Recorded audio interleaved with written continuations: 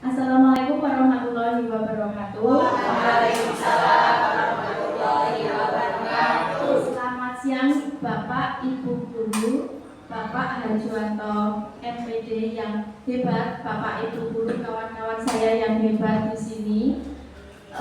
Untuk siang hari ini, mohon izin saya berada di depan bukan karena saya lebih pandai dari Bapak Ibu semuanya, tetapi saya hanya membagikan praktik yang sudah saya dapatkan ketika pelatihan beberapa waktu yang lalu, yang ketika itu katanya saya menghilang, nggak tahu kemana. Ada beberapa yang bertanya kok nggak ada gitu Pak. Nah, di situ saya mendapatkan ilmu baru tentang 7 jurus BK hebat, di mana 7 jurus BK hebat walaupun namanya BK, tetapi ini nanti implementasi tidak hanya untuk guru BK. Nah, ini hubungannya dengan wali, guru wali yang sekarang ada guru wali. Jadi satu guru memegang berapa orang begitu berapa siswa? Antara 18 sampai 20. Ya, sekitar 18 sampai 20. Ya, jadi ini adalah program dari pemerintah Kemendikdasmen ya Bapak Ibu. Nah, saya akan menyampaikan, dan beberapa waktu yang lalu saya juga menyampaikan 2 jurus ke anak-anak. Kalau ingin melihat seperti apa masa depan sebuah bangsa, lihatlah apa yang terjadi di ruang-ruang kelasnya hari ini. Bapak Ibu bisa mirsani seperti apa ruang kelas yang kita gunakan sekarang ini. Mungkin sudah bisa melihat kira-kira bagaimana masa depan anak-anak kita nanti. Apakah menjadi anak-anak emas ataukah anak-anak yang cemas nih. Tapi saya sangat berharap anak-anak kita itu menjadi anak-anak emas. Amin. Beneran emas. Amin. Nah, selanjutnya Bapak Ibu, nah ini adalah sekolah ideal. Jadi sekolah ideal itu tempat untuk bertransformasi menjadi lingkungan belajar yang aman, nyaman, dan menggembirakan bagi setiap anak. Coba kita renungi bersama Bapak Ibu, bagaimana keadaan sekolah kita saat ini? Bagaimana Bapak Ibu? Hebat ya, hebat sekali. Pokoknya tepuk tangan dong untuk sekolah kita. Nah, di sini ada pilihan sikap atau kalimat. Mana pilihan Bapak Ibu semua? Di sini kalimat pertama adalah matahari memang terasa panas, tapi membuat bumi ini terang. Kalimat yang kedua adalah matahari memang membuat bumi ini terang, tapi terasa panas. Dari dua kalimat, Bapak Ibu memilih yang mana? Apakah yang atas atau yang bawah? Atas. Atas. Kenapa memilih yang atas, Bapak Ibu? Optimis. Di akhirnya menenangkan, manis, ya. Nah, ini dari sini. Ada dua kalimat. Monggo Bapak Ibu pilih yang mana? Yang pertama, istriku memang cantik tetapi gemuk. Yang kedua, istriku memang gemuk tetapi cantik. Bapak Ibu pilih yang mana? Saya punya istri yang kedua. Oke. Saya nggak begitu ya. Jadi dua kalimat yang terlihat sama itu bisa menghasilkan perasaan yang berbeda ketika kita menyampaikan. Nah, ini nanti yang akan menjadi poin pokok, yang akan menjadi titik bagaimana kita bisa memberikan atau menyampaikan kalimat yang sesuai, karena dengan sebuah kalimat itu bisa dengan berbagai macam perasaan. Sama saja ya Bu. Reaksinya malah beda.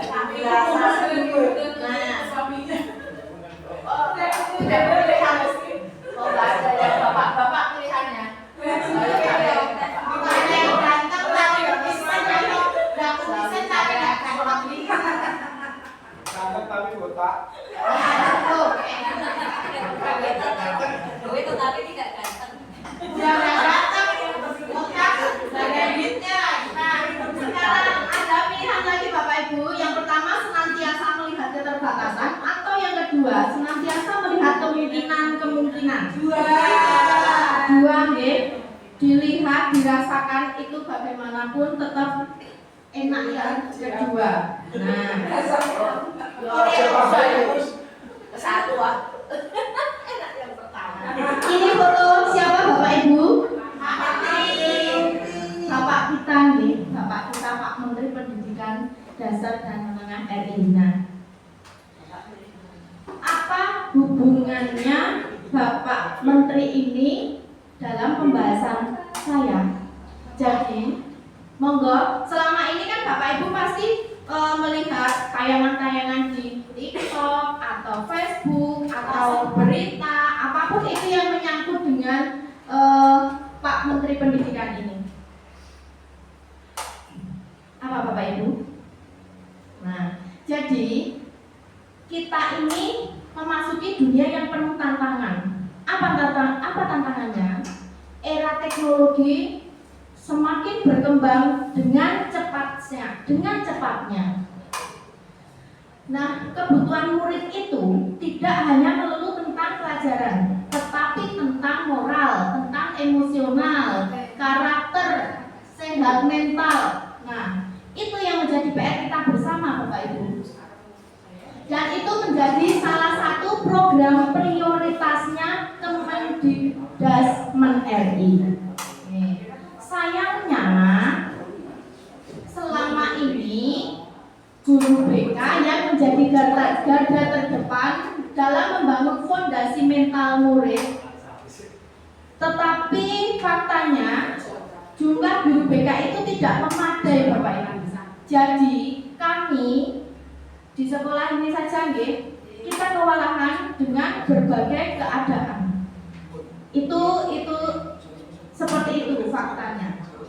Nah, ini kata Dirjen GTK juga sama, kurang lebih seperti itu. Maka dengan adanya 7 jurus BK hebat diharapkan nanti ada kolaborasi kerjasama antara guru wali kelas dan guru BK.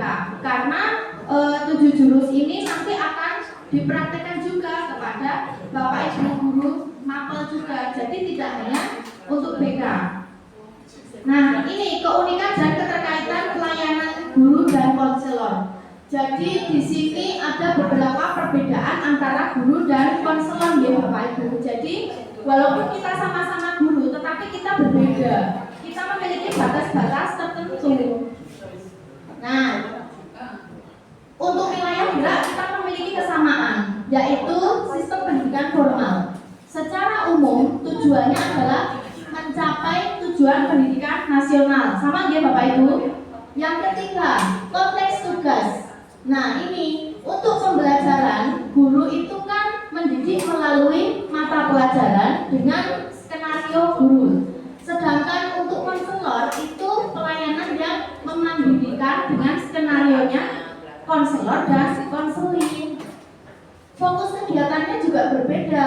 Kalau Bapak Ibu guru itu penguasaan bidang studi, sedangkan kami dari guru BK itu adalah pengembangan potensi diri bidang pribadi, sosial, belajar, dan karir beserta dengan masalahnya. Untuk hubungan kerja kita sama-sama alih tangan. Kita tidak bisa berdiri sendiri ya Bapak Ibu, tetap harus ada kolaborasi. Untuk targetnya individual dari guru itu namanya juga mengajar satu kelas. Jadi untuk targetnya adalah siswa satu kelas. Sedangkan kami dari guru BK itu targetnya adalah secara individu. Mengapa 7 jurus BK hebat namanya? Karena jurus ini tidak hanya diberikan kepada guru BK, tetapi kepada guru kelas dan guru mata pelajaran. Pencak silat itu merupakan bela diri yang menekankan kelembutan, kelenturan, persaudaraan, perdamaian, pengendalian diri, dan kasih sayang. Jadi harapannya dengan jurus-jurus yang ada, kita berkolaborasi, kita bisa memaksimalkan potensi yang ada, kita akan bisa menangani atau memberikan pelayanan yang terbaik bagi murid kita. Nah, selama kegiatan BIMTEK yang saya ikuti kemarin, kami parental learning dengan ARKA. Apa itu ARKA? A-nya itu adalah aktivitas, jadi kegiatan ketika berada di dalam kelas, misalnya bermain game, atau melihat video, atau mencoba mempraktekkan sesuatu secara langsung sehingga murid-murid bisa mengingat, lebih mengena gitu. R-nya itu refleksi. Setelah anak-anak mencoba melakukan sesuatu, mereka akan merefleksikan pengalaman mereka. Jadi itu mereka akan lebih mengena. Yang ketiga, konseptualisasi. Baru ini kita berikan materi dari apa yang sudah dilakukan, masuklah kita ke materi. Yang terakhir A, aplikasi. Setelah adanya materi, harapannya adalah bisa diterapkan dalam kehidupan sehari-hari. Nah, ini intisari dari 7 jurus BK Hebat Bapak Ibu. Yang pertama adalah kenali potensi. Kenali potensi itu bagaimana? Nah, kita bisa melihat minat dan bakat anak-anak demi masa depan mereka. Untuk jurus yang pertama ini, kemarin saya sudah membuat praktek baik di kelas 9D.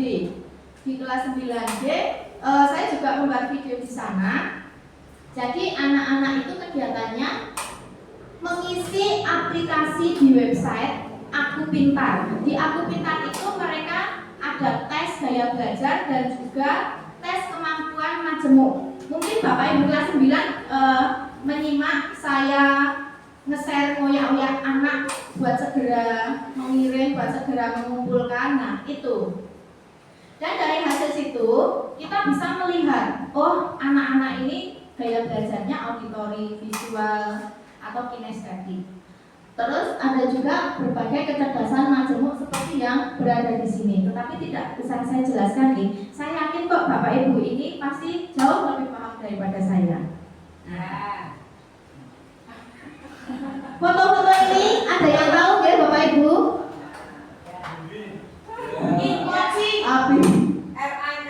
Habibie, R.A. Kartini. Siapa lagi? Megawati. Ya. Ini siapa ini? Hairil Anwar. Ini?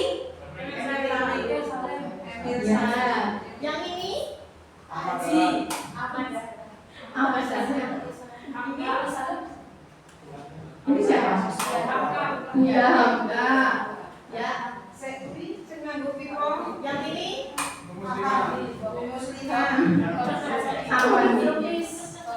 Jadi itu adalah gambaran. Ya, Megawati. Ini adalah gambaran dari berbagai jenis kecerdasan majemuk yang dimiliki oleh anak-anak kita. Bahkan dari kita juga seperti itu, Bapak Ibu. Saya yakin ada yang pandai bermain musik, ada yang pandai berbicara di depan, gitu.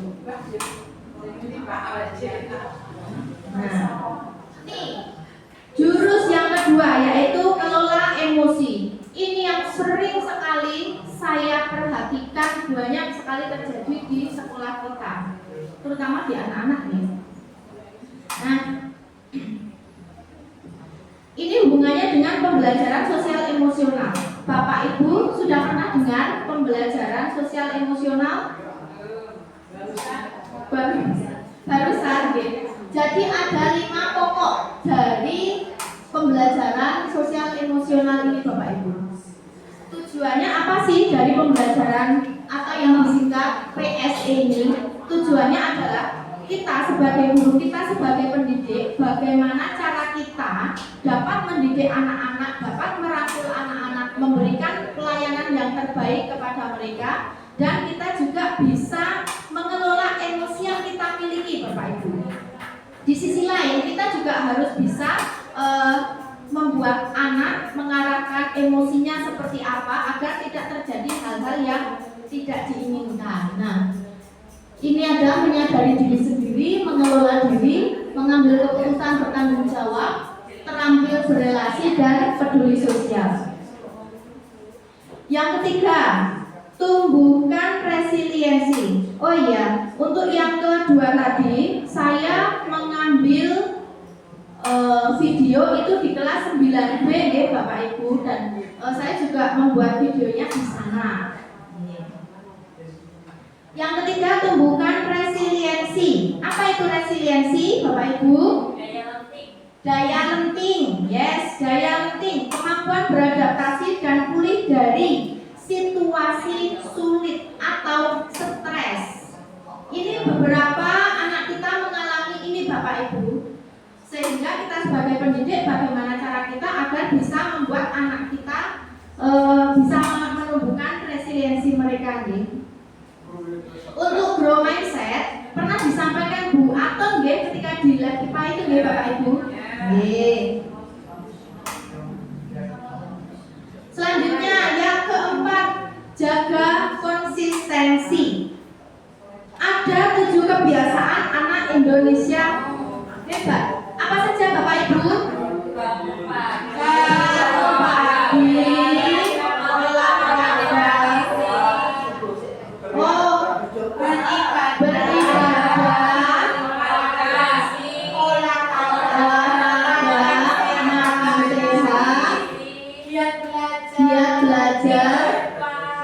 Bermasyarakat, tidur cepat. Nah, ini yang harus kita tekankan kepada siswa kita. Dan harapannya kita dan juga siswa bisa menjaga konsistensi. Kita bisa konsisten dengan 7 kebiasaan anak itu. Kita bisa menanyai anak, mencari informasi dari orang tua agar anak-anak itu selalu melaksanakan ini Bapak Ibu. Kita harus menjaga komunikasi dengan orang tua ya Bapak Ibu. Setuju? Yang kelima, jurus yang kelima yaitu jalin koneksi. Nah, ini antara guru wali kelas, guru wali dan guru BK. Di sini kita memiliki peran masing-masing ya Bapak Ibu. Untuk guru wali, perannya bertanggung jawab, untuk wali kelas bertanggung jawab atas kelas tertentu. Fokus pada administrasi, memantau kemajuan murid dan menghubungi orang tua. Oke, saya yakin Bapak Ibu sudah jelas makanan sehari-hari. Yang kedua, untuk guru wali. Guru bertanggung jawab sebagai pembimbing dan penasehat bagi murid, terutama dalam hal pengembangan pribadi dan akademik. Dan fokus pada pemberian bimbingan dan nasihat kepada murid, membantu mengembangkan potensi dan minatnya. Nah, ini nanti yang lebih ke arah BK. Untuk guru BK bertanggung jawab sebagai konselor dan fokus membantu murid dalam mengatasi masalah. Jadi di sini tetap harus ada kolaborasi dan menjalin koneksi antara guru wali kelas, guru wali dan guru BK sesuai dengan Permendikdasmen nomor 11 tahun 2025. Nah, ini nanti seperti ini hubungannya. Jadi detektor masalah murid itu terutama terjadi pada guru mapel. Terus buatan Bapak Ibu. Dari guru mapel pasti tahu anak ini kalau saya mengajar anak ini bagaimana. Ya. Nah, nanti guru mapel itu akan melaporkan ke guru wali, di mana guru wali itu memiliki sekitar 18 sampai 20 siswa yang guru wali. Ya. Nah, kalau dari guru wali kok belum bisa selesai, silakan naikkan ke wali kelas, di mana wali kelas itu targetnya adalah 1 kelas sekitar 32 siswa. Kalau dari wali kelas sebagai fasilitator kok belum mampu menyelesaikan, maka silakan naik ke guru BK agar guru BK nanti lebih mendalami masalah, sehingga harapannya masalah-masalah yang terjadi bisa segera diselesaikan. Amin ya Rabbal Alamin. Selanjutnya jurus yang ke-6 yaitu bangun kolaborasi Bapak Ibu. Di sini ada kepala sekolah, ada guru BK, ada wali murid, ada psikolog, ada dokter, polisi dan lawyer. Apabila guru BK tidak bisa memecahkan masalah tersebut, tersebut, sekolah memiliki support system di luar sekolah. Seperti yang selama ini sudah kita lakukan nggih Bapak Ibu. Kalau ada apa-apa kita bisa ke polsek, bisa ke psikolog juga nggih dulu nggih. Nah, kolaborasi dengan lingkungan sekolah sangat penting. Nah, kita tidak bisa berdiri sendiri Bapak Ibu, apalagi guru BK jika tidak ada kolaborasi dari berbagai pihak. Ngaten nggih. Harapannya seluruh warga yang berada di SMP 1 Kasihan ini bisa berkolaborasi. Jadi kalau ada apa-apa langsung kita diskusikan sehingga tidak berlarut-larut gitu. Jurus yang ketujuh terakhir yaitu menata situasi.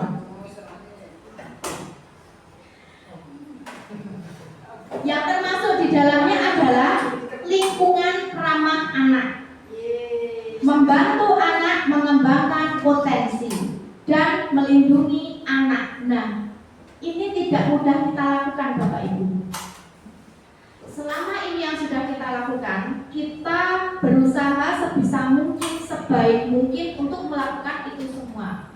Oke, tetapi saya berharap kedepannya kita selalu bekerja sama untuk menata situasi yang berada di sekolah kita tercinta ini Bapak Ibu. Nah, esensi BK di jalur pendidikan formal. Wilayah layanan guru dan guru BK terletak pada peran yang saling melengkapi dalam upaya pengembangan murid secara optimal. Guru sebagai penyampai ilmu pendidikan berfokus pada aspek kognitif dan akademik. Sedangkan guru BK sebagai tenaga BK berfokus pada aspek psikologis, sosial, emosional, dan pengembangan karakter. Nah, demikian Bapak Ibu, tayangan telah berakhir. Barangkali ada yang ingin disampaikan atau mungkin ditanyakan dari Bapak Ibu, kami persilakan. Monggo Bu Muslimah. Saya kan punya anak spesial. 1 Ibrahim, 2 Haikal, 3 Christian. Tak sebutkan banyak orang kampung. Kemudian sudah berapa kali kita berkolaborasi, sudah mengundang rangka dan sebagainya. Itu kira-kira kalau jurus yang mana yang bisa kita pakai untuk anak tercinta kita ini? Terima kasih. Temu banyak saya temu tok dulu. Satu yang pertama. Itu segera pakai dulu. Ya, terima kasih Bu Mus atas pertanyaannya. Ibu tadi bertanya jurus mana yang paling sesuai untuk ketiga anak tersebut. Sebetulnya 7 jurus ini tidak bisa dipilih Bapak Ibu, karena 7 jurus itu sudah secara alami kita laksanakan. Jadi kita tidak bisa memilih 1 aja, 2 aja, tidak bisa. Oke. Nah, selama ini yang sudah terjadi untuk kelola emosi, jurus yang kedua kelola emosi. Nah, kita sudah seringkali melaksanakan pembelajaran sosial emosional. Lalu sebutan Bapak Ibu. Jurus 2 sudah ada Bu Muslimah. Oh ya, terlewat jurus yang pertama, kenali potensi. Kenali potensi kita, terutama wali kelas pasti kan juga sudah tahu potensi anak ini apa.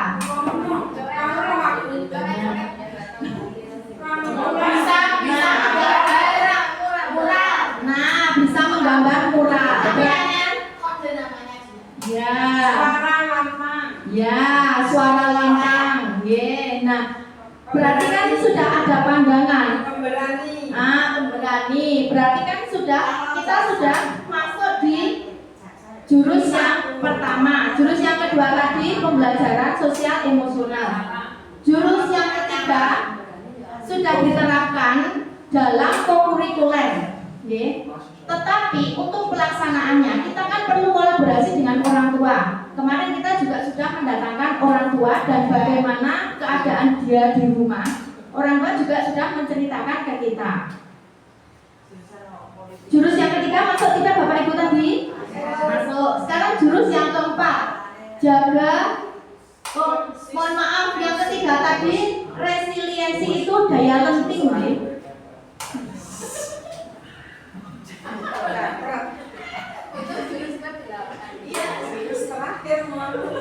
Jurus yang ketiga itu resiliensi daya lenting.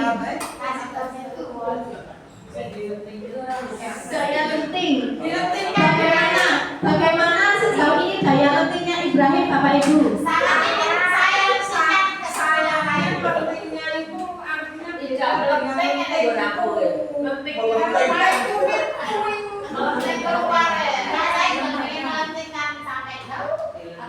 Berarti jurus yang ketiga masuk enggak? Enggak ya, berarti kita perlu nanti masuk ke jurus yang ketiga, nggih. Nah, sekarang jurus yang keempat yang jaga konsistensi tentang 7 kebiasaan anak hebat tadi. Kita sudah komunikasi nggih dengan orang tuanya nggih Bu Muslimah. Di rumah bagaimana Bu Muslimah? Ibrahim bulan terus. Nah, Ini tekan malam. Ya. Berarti untuk jaga konsistensi. Berarti untuk yang konsistensi berjalan atau belum Bu? Belum berjalan. Oke. Untuk yang jalin koneksi kita sudah berjalan belum Bu Muslimah? belum maksimal. Nah, tetapi sudah ada. Kita ada koneksi keterhubungan antara wali kelas, guru wali yang belum nggih, dan juga guru BK. Yang belum guru wali. Iya. Nah, iya. Walinya Itu pembayarannya gimana tuh? Di video. Ya, itu harusnya di video. guru wali itu kan guru wali sih belum bisa. Juga nggak tahu sih Pak Wali sopo. Selanjutnya, untuk yang kolaborasi, jurus yang ke-6. Kolaborasi ini kita sudah sering deh, bahkan sudah sampai mana Bu Muslimah? Dari yang paling bawah, guru mata pelajaran sudah, wali kelas sudah, guru BK sudah, kepala sekolah sudah, sampai polsek sudah. Sampai mana lagi? Polsek itu dulu. Ya, guru BK. Nah, yaitu semoga tidak ya Bu. Terus untuk yang jurus ke-7, menata situasi. Ini kira-kira bisa masuk enggak Bapak Ibu? Sudah kita laksanakan belum? Sudah maksimal tapi. Tetapi sudah. Yes. Nah, berarti itu menjadi PR kita. Sudah dilaksanakan tetapi belum maksimal. Itu PR kita. Ya, nggih, nggih. Jadi seperti itu Bu Muslimah, semua jurus bisa masuk nggih. Ya, terima kasih Bu Muslimah. Selanjutnya monggo Pak Fahmi. Oh iya. Rasa untuk Pak. Langsung aja ya. Oke. Bapak Ibu yang saya hormati, tadi saya melihat kalau nggak salah tentang kata tadi ya. Oke, ya. Itu kemudian dipraktekkan. Ya. Nah ini yang jadi masalah itu kadang anak-anak itu melihat sesuatu dari di jalan, di rumah atau di HP, ini dipraktekkan di sekolah yang jadi masalah. Contoh satu. Ini yang berhubungan dengan saya. Bukan contoh, anak-anak misalnya rumah tergurunya di luar, kemudian anak masuk, tapi di luar itu kadang melewati kelas tertentu, jadi mengganggu kelas yang lain. Sudah break pintu kan, sudah break jendela. Yang berikutnya, ada anak kemudian lihat sesuatu itu, kemudian mempraktekkan di sekolah apa? Wastafel saya, kamu di depan kelas 9B. Itu siapa? Anaknya juga melampiaskan dari melihat sesuatu yang ada berkaitan tadi. Bagaimana pertama, bagaimana menyelidiki itu kemudian menyelesaikan. Oke, terima kasih Pak Fahmi. Hubungannya dengan arka tadi ya Pak Fahmi. di awal tadi saya menyampaikan saat pelatihan dan juga membagikan hasil pelatihan itu ke siswa, saya menerapkan metode ARKA.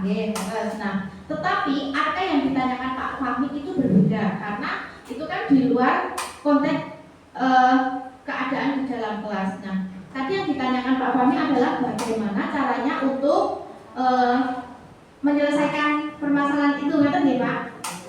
Nah, kita bisa melangkah jika kita memiliki data yang valid. Sejauh ini, apakah kita sudah melihat siapa anak yang ngebrok pintu, yang merusak sarpras? Adakah yang sudah dilihat? Oh, ini si A, ini si B, seperti itu Pak Fahmi? Nah, ini kan makanya itu, ini kan ada tidak cuma itu aja. Ini tadi si Pak Rudi juga melaporkan bahwa ada kabel yang sebenarnya itu hilang juga. Kemudian ada yang itu kabel yang LCD, di LCD itu diturunkan, disedot juga. Ini kan perilaku yang mengarah ke kriminal juga ya. Ya, terus Pak. Ya, terus. Jadi masalahnya di sini. Nah, Bagaimana kalau mengatasi secara umum dulu aja? ya, secara umum. Seperti yang saya sampaikan tadi, kita bisa menindaklanjuti ketika ada data yang valid. Nah, satu-satunya yang bisa membantu kita adalah CCTV. Tetapi kelemahan kita adalah tidak semua sudut memiliki CCTV. Nah, ketika ada sudut yang memiliki CCTV yang selama ini kita lakukan, kita langsung menindaklanjuti. Begitu ada kasus, oh ini rusak, nah, langsung kita kejar melalui CCTV. Akhirnya kelihatan, oh siapa ini tadi yang merusak, dan kita bisa menindaklanjuti seperti itu Pak Fahmi. Tetapi ketika kita tidak ada CCTV, kita tidak tahu, tidak ada data yang valid, tidak ada saksi. Saksi pun kalau tidak ada video, saksi bisa kalah. Iya, saksi tidak bisa valid. Begitu. Kadang saksi malah melindungi karena takut atau bisa diancam seperti itu. Jadi kalau dari kami yang kita butuhkan hanya satu, CCTV dari berbagai sudut. Begitu Pak Fahmi untuk menyelesaikan. Jadi dengan adanya bukti, ini loh, oh ini ada rekaman. Kita bisa nyampaikan ke orang tua, kita bisa nyampaikan ke pihak-pihak yang terkait. Seperti itu Pak Fahmi. Apakah tidak diberi pengarahan atau secara umum, kemudian ada poin-poin yang memberatkan anak sampai jika melanggar perbuatan seperti ini poinnya sekian gitu. Oh, kalau untuk pengarahan tadi nih Pak, untuk pengarahan kami ketika sebelum ada kasus atau setelah ada kasus atau melihat kejadian, kami masuk ke kelas lalu menyampaikan ke anak dalam artian untuk pencegahan. Tetapi non sewu, yang pertama anak-anak itu semacam seperti mengecek, mereka mengambil kelemahan kita ketika kita tidak ada, anak-anak melakukan seperti itu. Nah terus setelah mengarahkan tadi berapa Pak Fahmi? Yang mengarahkan, kemudian nanti kalau pelanggaran seperti itu. Oh ya, yang scores ya. Mengenai scores itu kan kebijakan dari sekolah. Kami dari BK tidak bisa berjalan sendiri dengan adanya scores karena poin, maaf bukan scores tapi poin. Nah, poin semenjak dulu, sebelum saya kurang tahu apakah pernah ada poin atau tidak. Tetapi ketika saat ini kan tidak ada poin, poin tidak berlaku lagi, ngoten nggih. Dulu pernah ada poin mboten nggih? Pernah ada, tapi belum pernah terlaksana dengan maksimal. Oh, hanya sekedar, menurut aku hanya sekedar apa ya? Ya kayak tulisan, makanya banyak anak kan angkat tai ayam gitu. Jadi mereka malah justru kalau kita tidak bisa konsisten, akhirnya mereka malah justru melanggar karena nyoba. Oh, ngaten nggih. Ya, terus Bu, kalau begitu. memang anak-anak kita seperti itu. Dan kita untuk membentuk poin itu kan menurut saya perlu duduk bersama, menyamakan persepsi bagaimana poin-poin ini kita lakukan bersama, terus poin ini berapa, seperti itu. Nah, selama ini yang sudah kita lakukan adalah teguran secara lisan, teguran secara tertulis, pemanggilan orang tua, kerjasama dari berbagai belah pihak. Seperti itu Pak Fahmi. Monggo barangkali masih belum pas dengan jawabannya atau kurang bagaimana? Kemungkinan itu di PPDB itu kan ada tatip kan. Ya, kata tertib. Ada mungkin kalau syukur ada poinnya. Nah, poin-poin itu kalau melanggar sekarang poinnya 50 kemudian yang kedua itu kan biasanya kumulatif. Ya, betul. Kumulatif untuk mensewu biasanya untuk pelanggaran itu untuk apa namanya kasarnya menggeser anak untuk mengarah ke pindah gitu. Ya. Kita bukti poin-poin itu. Ya. Nah, yang jadi masalah di tatip itu ada poinnya enggak di sana yang sudah kita dalam orang tua dan anak. Tidak ada poinnya Pak. Kalau di tata tertib memang tidak ada poinnya. Karena kalau dari poin kan kami juga derek dari pihak sekolah bagaimana apakah ada atau tidak. Kalau memang tidak ada dan dari Bapak Kepala Sekolah nggak usah kan kami tidak bisa berjalan ngasih poin sendiri ya kan Pak. Jadi kami juga mengikuti kebijakan sekolah begitu Pak Fahmi. Monggo Bu. Kayaknya nggak usah pakai itu ya. Oh, kan Bu Fit. Terima kasih. Assalamualaikum warahmatullahi wabarakatuh. Semoga ini bisa sedikit menjawab apa yang ditanyakan Pak Fahmi. Mohon izin Pak Harju, boleh? Boleh. Ya. Saya sebenarnya menginginkan Pak Harju ada di sini. Bapak mohon izin ya Pak, saya sampaikan. Bapak Ibu, kebetulan terkait dengan apa yang ditanyakan Pak Fahmi itu, yang pertama saya pernah mewakili Bapak ke Dipora itu, salah satunya adalah undangannya adalah sosialisasi TKA, tetapi salah satunya yang dibahas adalah tentang ini. Jadi memang untuk poin itu zaman dahulu memang sudah pernah digunakan, tapi untuk saat ini memang poin itu sedang akan dipikirkan kembali, dan itu rumusannya rencana dari Dipora itu nanti akan ada semacam SOP atau SO untuk sekolah. Jadi nanti itu akan perkumpulan MKKS terlebih dahulu mereka membahas. Salah satunya adalah terkait dengan poin atau pelanggaran dan juga mungkin mutasi, kemudian PPDB dan kawan-kawan. Nah, untuk kelanjutannya karena memang saya bukan kepala sekolah ya, jadi nanti menunggu dari Pak Kepala Sekolah bagaimana apakah ada tindak lanjut dari kegiatan yang kemarin saya dengarkan. Yang jelas itu memang menjadi perhatian tersendiri untuk kasus anak-anak sekarang ini di Dipora, termasuk yang keliaran malam itu kan tidak hanya di sekolah-sekolah seperti kita, tetapi juga di pelosok sana pun ternyata itu juga menimbulkan keresahan tersendiri, sehingga memang untuk poin ini kemungkinan akan diberlakukan lagi itu menunggu dari musyawarah MKKS. Nah, untuk musyawarahnya sampai sekarang belum ada nih Bapak nih. Sudah ada kan? Belum ada. Kemudian yang kedua yang disampaikan Pak Wahmi yang terkait PPDB memang benar. Untuk tahun pelajaran ini khususnya itu di PPD SPRB tahun pelajaran 2025-2026 itu sudah disampaikan oleh Kepala Dinas bahwa untuk anak-anak tahun pelajaran ini kelas 7 mereka sudah membuat surat pernyataan di mana sudah ditandatangani di atas materai yang isinya ketika anak-anak ini yang pertama melakukan pelanggaran atau melakukan tindakan melanggar tata tertib ya khususnya, atau melakukan kegiatan yang sekiranya itu tadi lah yang kesalahan-kesalahan yang disampaikan, memang tidak poin yang akan diberikan, tetapi akan ada beberapa tindakan yang dilakukan atas anak-anak tersebut. Yang pertama memang dipanggil untuk diingatkan, kemudian yang kedua dibina oleh sekolah, dan terakhir adalah yang memang ini disepakati oleh se-Kabupaten Bantul karena memang melihat perkembangan anak-anak masa sekarang ini yang sangat ini ya hebat gitu. Itu ada bunyi yang mengatakan apabila sekolah sudah melaksanakan pembinaan tetapi anak tetap tidak ada perubahan, maka sekolah akan mengembalikan ke orang tua atau sekolah diizinkan untuk mengembalikan ke orang tua. Dan itu tapi masalahnya baru berlaku untuk kelas 7.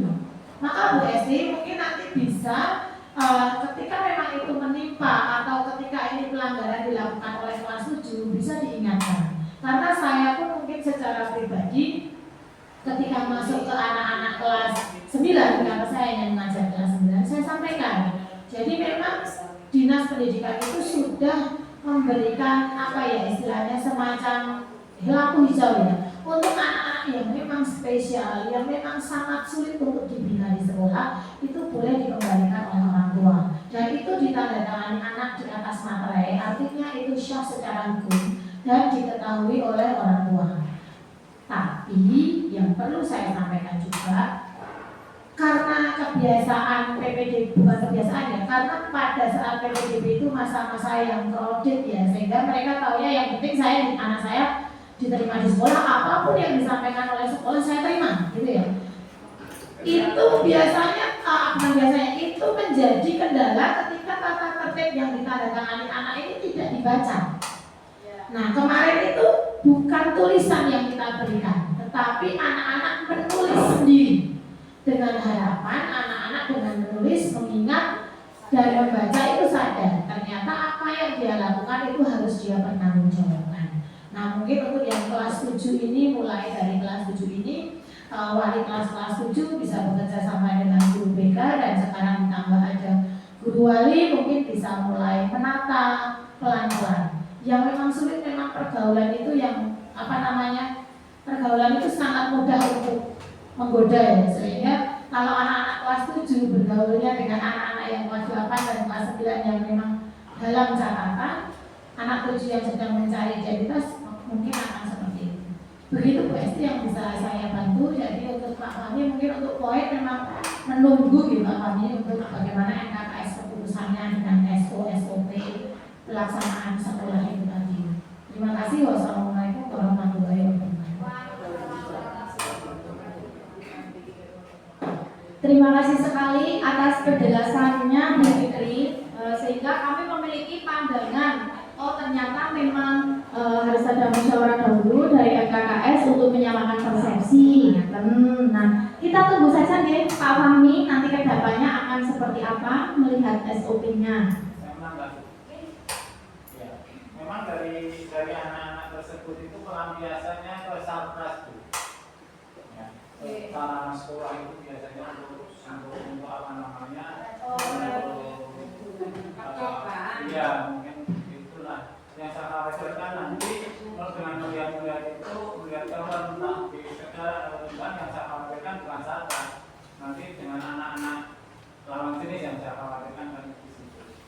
Yang hubungannya dengan sarpras mungkin staf itu sudah habis masa jabatannya, mungkin saya sudah mulai tahun 2011 jadi sarpras, mungkin tahun besok bisa diganti Pak, harusnya mungkin sarpras itu tidak harus laki-laki Pak, itu perempuan boleh di dinas itu sarpras itu perempuan.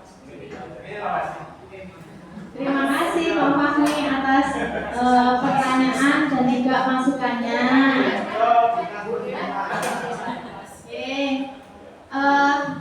Kita tadi sudah mendapatkan informasi dari Bu Fitri yang sangat jelas. Saya juga memiliki pandangan. Terima kasih banyak Bu Fitri. Monggo Bapak Ibu yang lain, adakah yang ingin bertanya atau disampaikan lagi? Monggo Bu Susima. Sedikit saja jawabannya cuma satu kata aja. 7 jurus hebat tadi Bu Esti menyampaikan ya, nah itu sudah praktek. Nah, saya dari slide-slide itu sebenarnya mengharapkan apakah di jurus hebat yang Bu Esti berikan pada anak tadi dia, apakah sudah menghasilkan hasil yang signifikan ataukah belum? Jawabannya signifikan atau belum? Bukan sih.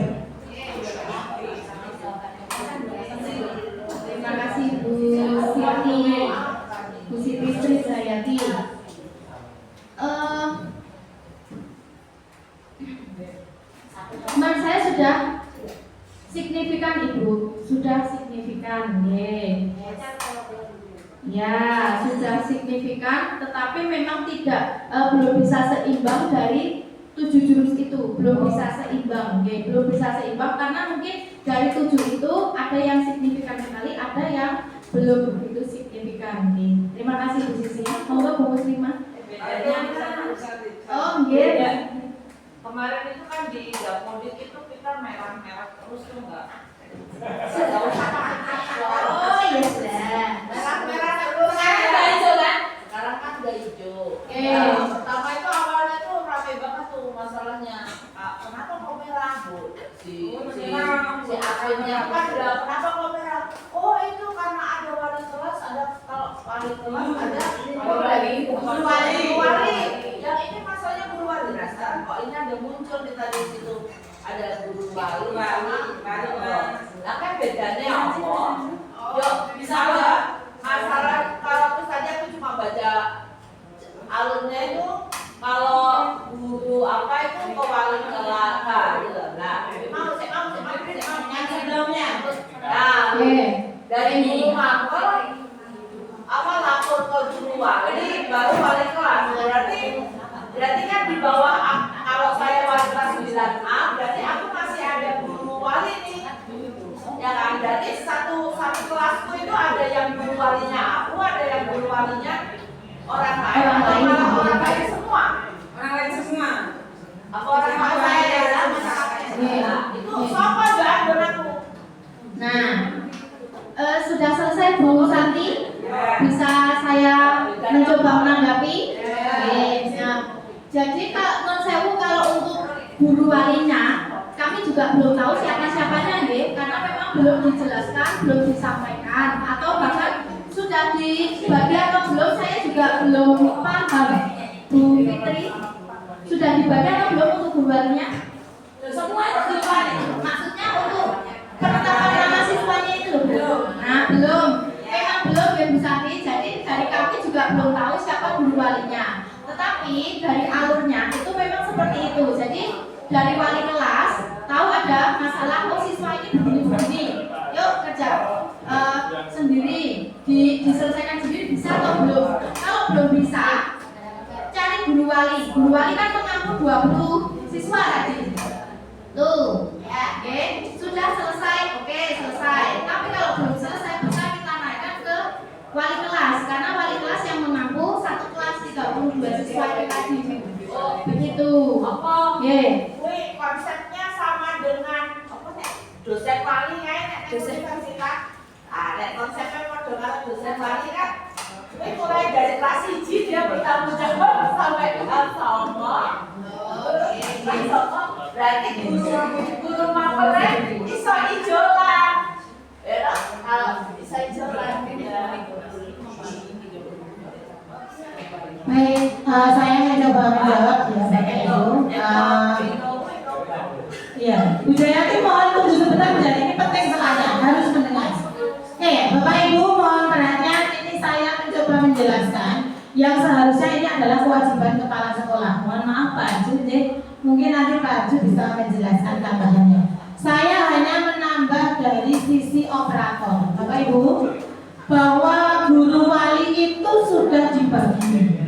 Dan guru wali itu bukan dibagi istilahnya. Guru wali itu hukumnya wajib untuk semua guru mapel dan guru BK. Yang tidak boleh, bukan tidak boleh, yang boleh tidak menjadi guru wali hanya satu, kepala sekolah. Ya. Jadi untuk guru wali ini mereka akan dibebani dengan beberapa siswa yang itu di luar kewali kelasannya. Maka kemarin saya matur Bapak dan sama Bapak sudah dibagikan, memang belum disampaikan. Jadi mungkin nanti ke depan bisa disampaikan Pak Aju untuk anggota-anggota guru walinya, anggota siswa walinya. Bapak Ibu, untuk guru wali ini didapatkan atau siswanya siapa aja itu kemarin hanya begini cara membaginya. Semua kelas 476 itu dibagi dengan semua guru yang ada di Dapodik. Nah kemarin kenapa kita merah-merah?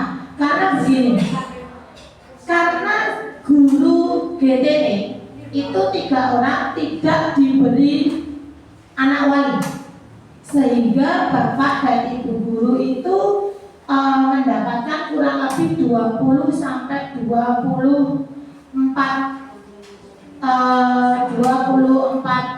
20-an siswa ya. Sisanya itu saya berikan kepada guru muda, mohon maaf guru muda. Namun karena di kejadian itu merah-merah itu tadi dengan syarat bahwa semua harus ada guru wali, dan ternyata khususnya kepala sekolah itu sampai hari ini masih merah begitu ya Pak Aju. Mohon maaf Pak Aju atas kekurangan saya.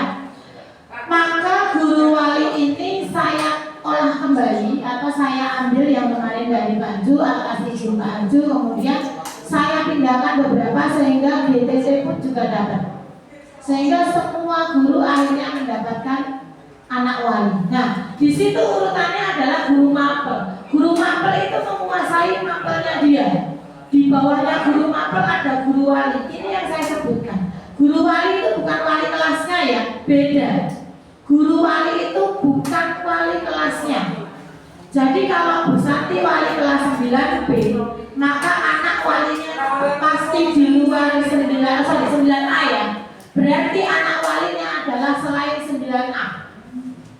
Kemudian kenapa guru wali berbeda dengan wali kelas? Karena untuk menghindari penumpukan jabatan tugas. Ketika guru wali nanti menangani itu harus kerjasama dengan wali kelasnya, maka ketika saya menggurui atau punya anak wali kelas 9C, saya akan bekerjasama dengan wali kelas 9C. Bu Santi punya anak wali 9B akan bekerjasama dengan wali kelas 9A karena dia wali kelas 9A. Nanti saya punya dia guru wali anak-anak 9B. Maka nanti dia akan bekerjasama dengan wali kelasnya 9B seperti itu. Kemudian jika memang di wali kelas itu permasalahan atau masalah anak itu mungkin perlu ini, maka akan naik ke guru BK. Terakhir nanti baru ke kepala sekolah. Nah kemudian untuk pembagian itu kemarin memang juga tidak saya, misalnya begini, saya ngajar kelas 9, bukan berarti saya guru walinya kelas 9, tidak.